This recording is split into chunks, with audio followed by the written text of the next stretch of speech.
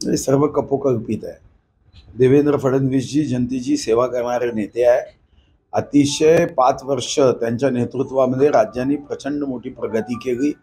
आपल्या सर्वांना माहिती आहे की अनेक योजना, समृद्धी महामार्गासारखा महामार्ग जो गेम चेंजर आहे महाराष्ट्रासाठी, जलयुक्त शिवार, असे अनेक योजना केल्या आहेत।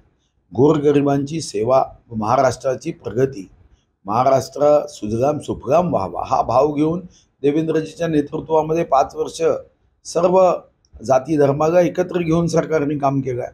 मग आज देवेंद्रजीबद्दल असा आक्षेप घेण्याचं काहीही कारण नाही। कुठेतरी भ्रमनिर्माण करण्याचा प्रयत्न सुरू आहे। मला असं वाटतं की आता या संदर्भामध्ये कधीतरी चर्चेने जे काही गैरसमज आहे ते दूर करण्याची आवश्यकता आहे।